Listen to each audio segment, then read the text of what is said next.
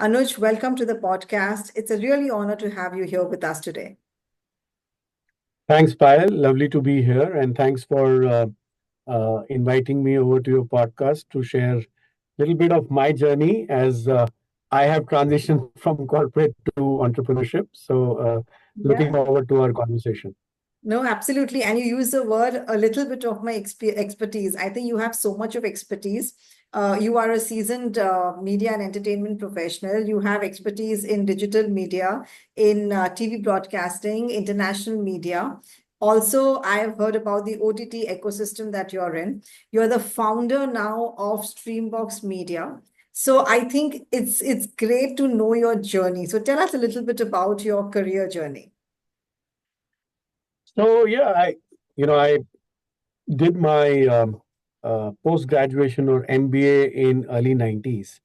And at that time, that was a phase of life where everybody was, very traditional in their thinking in terms of jobs. They were, standard FMCG or, you get into pharma or you pick a line and then you work on it. For me, I think one of the interesting things at that time, and I, still remember, uh, media was just about taking off. If people who are slightly, on in their 30s and 40s will know that the Gulf War in 1991 actually brought in satellite television into India. And I remember at that time, we were all very fascinated on where media business would be. I was lucky enough to be in an organization which was looking at media stroke, distribution, cable television. I used to work in Hinduja Group at that time, and they got it into cable. And one of those lucky instances where they said, okay, why don't you look at it as one of the verticals that we are doing. For me, I think it was not planned, but I deep dived into media very early in my career. Um, I used to tell people that if you join any traditional cement business or something, we imagine joining any of those core businesses at the inception, which is what I did for media. Mm. It was just about starting. So it's sometimes you have to have the right opportunity and luck with you Okay. to join an industry which is on the rise and just starting. I'm sure after the 90s, people who joined IT business or that or software as a service businesses will Mm. probably talk a similar thing. But I've been very lucky. I have now spent more than 30 years in media business. Wow. Um, and yes, you're right. I've gone through various. You know, I say that I've sat on both sides of the table as a person who was selling content, and then on the other side, somebody who's buying content. So it's been an interesting journey. Um, for me, I think the biggest experience in media has been how the industry grew, how some of us who've been part of the industry have seen it grown both from inside and outside. Today, it's very easy to talk from where we are today. But if you look back, it's, the interesting parts are those moments in industry will say, if that had happened, where it would have led to, right? And I think from my perspective, that's been the most interesting part of the journey where I can go back and saying, if I ever write my memoirs, if that meeting had gone in another way, or if the regulator had done something different, if it not come in our lives, how things would have been. And I Mm. think from anybody who spent so many years in one industry, that's the most exciting part of things, how you can kind of crystal ball saying, if that had happened, what would Yeah. have happened? It's a curiosity. Like, It's a very curiosity, few right? people It's are very in curious about what could yeah. happen, what would happen. Yeah. But I think for me, that's been, I think post, I've worked in multinationals post my initial bit within Indra Group. I've joined Discovery, then we did a joint venture with Sony. I led that joint venture. Of course, I did my first startup, which was not in a real sense startup, but yes, it's a startup. I was a founder CEO for a company called Den. We did an IPO. So I've done a fair bit in terms of doing beyond media, doing an IPO, going through my own struggles of fundraise at that time. And then I joined TV18, which was acquired by Reliance, and then I worked closely on in the geo ecosystem in its initial phase. But I think the greatest learning from all these experiences for me has been how to how do people perceive you, and how what do you do to make sure life is better for others, where and and I always believe that a same entity of a similar size, if you are in a normal business versus a media business, it is some 10x. So if you're making, let's say, 100 crore in a normal business and 100 crore in media, you are 10x in terms of your importance, because Mm. it's media, right? It's in your face. There are both in terms of your influence as well as visibility, you are at a different level. And I think that's what, how to manage that um, is the big challenge, because it can really get to your head. So Yeah, absolutely. But now, after hearing your journey, Anuj, you had a stable job, stable career, income is flowing well through the corporate work and everything. It's not easy to just leave a corporate job and get into an entrepreneurship. So, what actually inspired you to take that step? I think one word will sum it up, while it's the legacy, right? At some point in my life, I said, okay, if I look back and look forward, what will people remember me as? Mm. Can what will I be known as? Like, I've spent X numbers of year in an industry. People know me well. People know me as Anuj. People know me as what I have done. But Mm. is that enough? What is the legacy that people, will know me? And I think that one word inspired me. It was a conversation with actually someone who's a neighbor, and I was telling him, I said, I've done it all. I'm pretty much satisfied with what I've done. But what to look forward to? I'm not that at age that I want to retire, or it's very fancy to say I want to retire early, but I don't want to retire early. I want to keep working. And I think in that conversation, it came out saying, what will people remember you by? And that's the word Mm. that caught on to me, legacy. That can I build something from scratch, and people will forget your past 30 years. You make this a success, people will remember you as this is what you have done. Yeah. And I think that's what inspired me. And this is what I've been working for the last 3 years now. So, how did life change? Suddenly leaving the corporate life, the morning, getting up at 9 o'clock, I mean, reaching office at 9 o'clock and, getting all the work done, coming back. How did life change after you went on to your own entrepreneurship and started off with Streambox Media? So I will answer that, I think, in two parts. Pat. First, I was lucky. And I'll tell you why I was lucky. I did this transition during COVID. I was Okay. anyway at home. Right. So I was lucky. Let's not take that away, because it became much easier. Anyway, you were working from home. So it was the transition in that sense was easy. But I think the bigger, which is the second, part of this, is life changing when you're not in a calendar booking, all your calls in the morning. Hmm. Uh, Partly that, and partly for anybody who's looking at moving this change, um, from a corporate to entrepreneurship, the biggest change is the monthly cash flow, right? And I think I keep telling Absolutely. people who I met, I say, mentally be ready for a struggle for 3 to 4 months. It takes at least that much time to say, okay, my life has changed. Yeah, yeah. In fact, And I also tell a lot of people that if you want to move, be financially secured first with your household before you take that jump. correct, correct. And I think the other big thing, no, which I would advise anybody who's looking at this is, don't jump immediately into whatever your plans are, whatever your thoughts are. Take some time off mentally. Okay. In an ideal situation, if that time there was no COVID, I would have gone to an Antarctica for 3 weeks and clear my mind, right?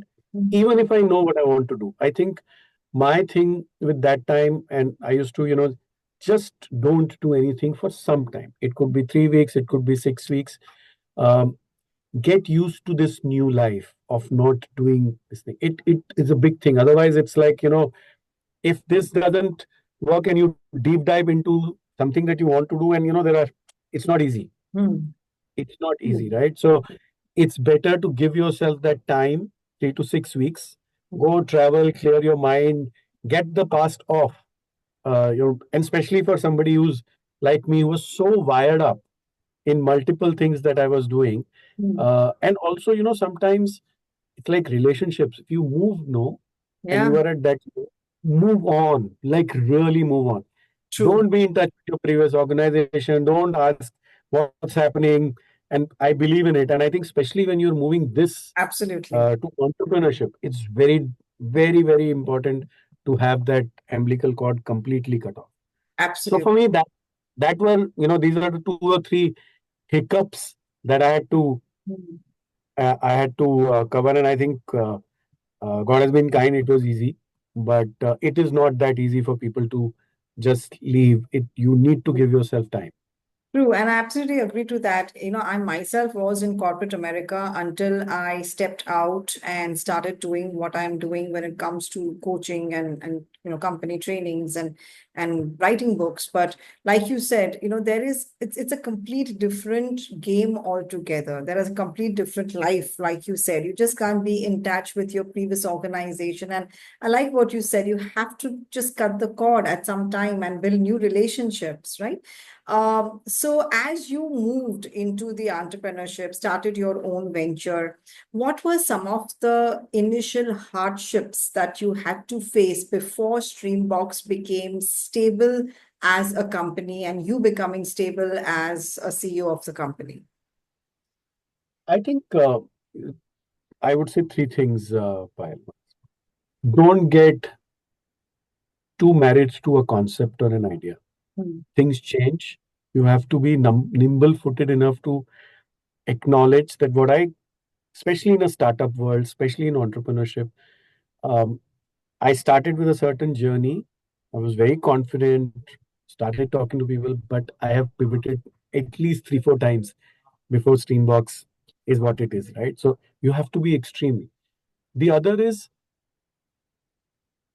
which I think, sometimes is important for somebody who leaves at a very high job and gets into entrepreneurship, and I used to give this example that, because you've done businesses of scale, if you do business in the same ecosystem, right, it becomes very difficult to think small, right? Right.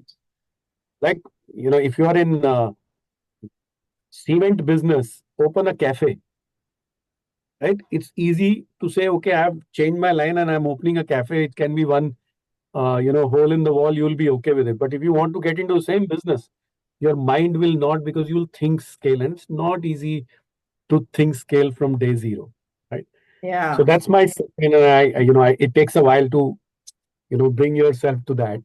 true. And I think third for me is the ecosystem that you build, no, to break that ecosystem. You're used to office, admin, things getting done, but you have to do everything yourself, is I think another big change, and you have to get used to it, right? It's okay to go and sit in a cafe for the whole day because you don't have an office, Yeah, and you have to go through those.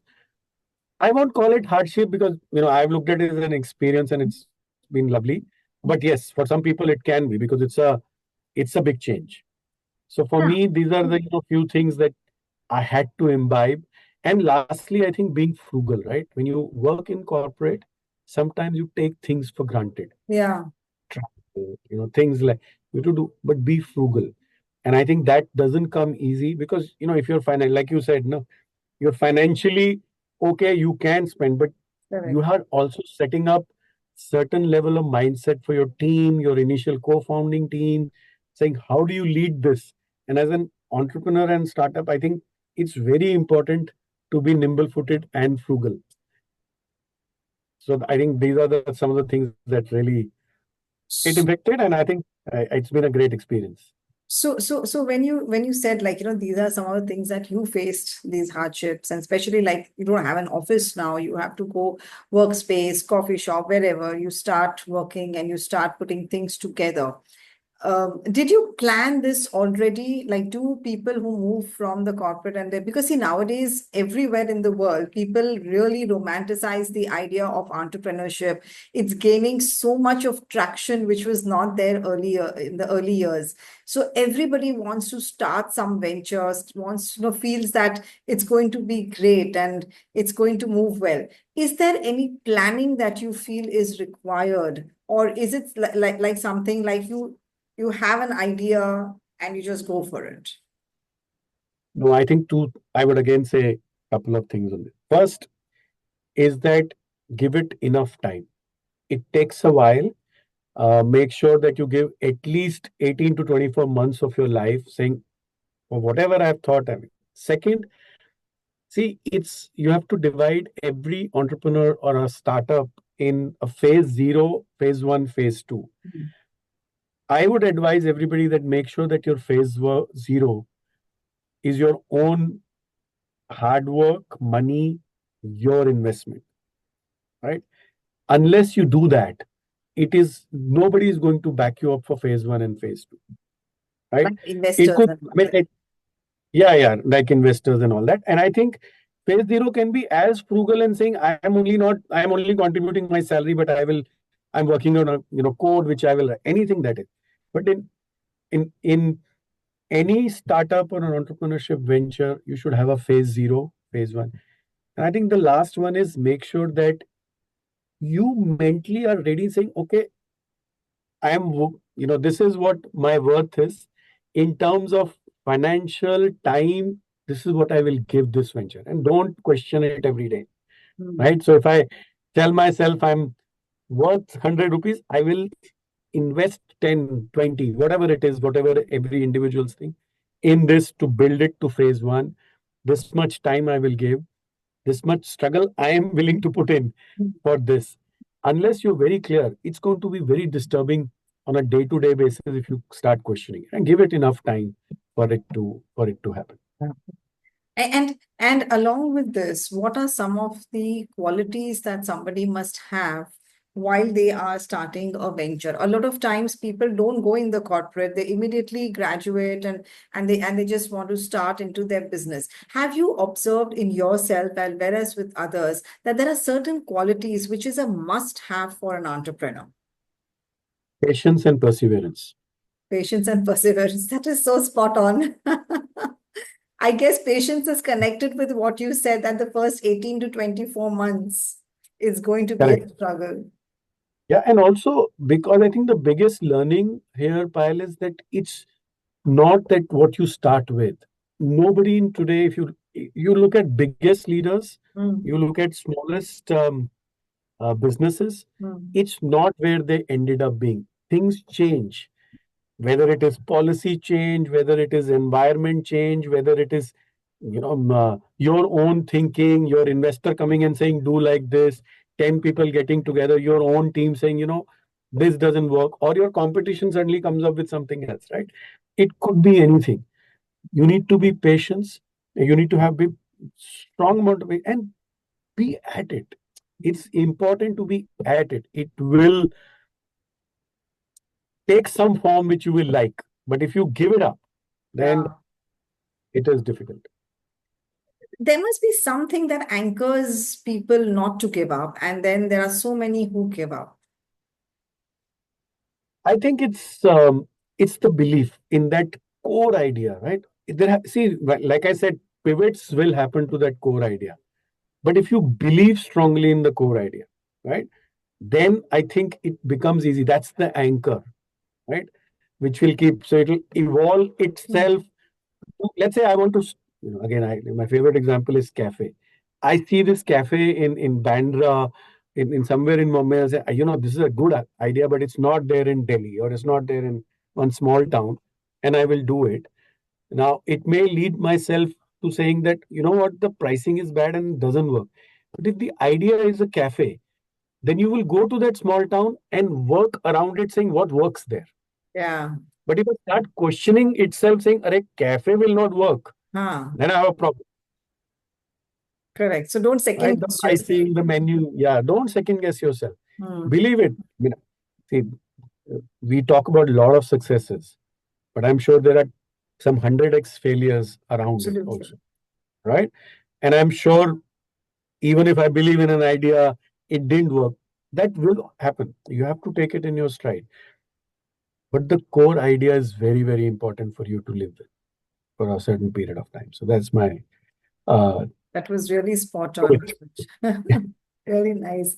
I know you've given us so much of tips, but what would be your one most important advice to people who are on their journey to success? My it, one single thing would be that um, focus on the idea. At least get one or two people with you believe in you from almost day 30, right? It will take some time to get somebody. But even if they don't leave their jobs, make sure that you have sounding boards, at least two, Okay. right? Like a If they foundation. join you as a foundation, if they join you, perfect. Even if they don't join you, it's not easy for everybody to believe and say, I Yeah, will risk everything for you. If you're lucky, very good. If you don't, even then have sounding boards. Entrepreneurship is a lonely journey. You absolutely. need sounding boards, and I think that is the most. If you get good, sane voices, which keep coming back to you, it'll be very good. And I think that for me has worked very well. And I would tell everybody, don't think you know everything. You do not know everything. Uh, Yeah. keep bouncing ideas, get sane voices, take your own calls, but it's important to listen to other people. I can really relate to both those things. One is the lonely, like you said, the lonely journey. In fact, it is both in entrepreneurship, it's more, and even as you climb the corporate ladder. In my, I think, latest Absolutely. book, I had a conclusion chapter saying that it's not lonely at the top, it's lonely all the way to the top. Right? Because I at agree. every time, like I you agree. mentioned, that you will leave some relationships, you will leave the teams behind, and you should be prepared for that loneliness, Correct. like you said. And if you have your own purpose and passion, like you mentioned, that itself is a great foundation. And then the self-belief, Correct. which Absolutely. is there. So Well that, said. Well said. absolutely. Let's move to our next round, Anuj, which is the leadership rapid fire. And Sure. whatever comes to your mind as I ask you the question, we would love to hear that. Okay. Great. A must-have leadership quality, I think I mentioned it before. Patience. patience. What's one thing you wish you had known when you began your career? I think the importance of constant learning. Hmm. I think I remember when I was starting my career, I used to go to doctors, and they used to come this medical representatives, and I used to say, "What work this is! Every time you need to be." I think I miscalculated. Every work today, you need to be learning constantly. This is a very different world. So I think that is something that I wish I had known. I mean, I got to know much later, but I had known from I day think one itself. somewhere we felt that, whatever we know now will be used for generations ahead. We didn't realize that every generation is bringing a new change, a new technology, and everything is changing at a very rapid And pace now. absolutely, absolutely. What's your personal mantra or saying or a quote that keeps you going through the day? Glory is in the struggle. Wow. That's nice.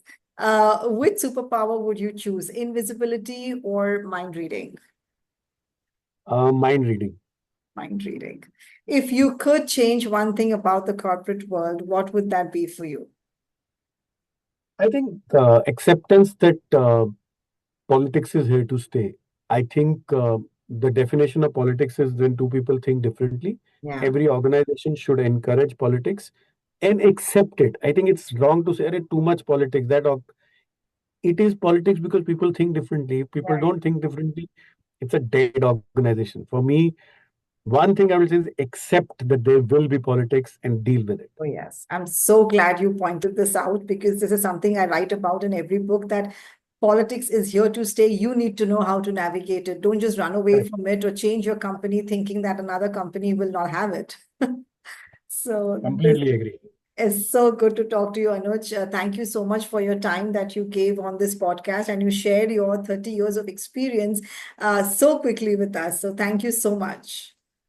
Thanks, Payal. Thanks for having me. Lovely Thank chatting you. with you. And this is Anuj. This is for our audience. This is Anuj Gandhi and Payal Nanjiani wishing you loads of success in your career life. God bless each of you. Thank you.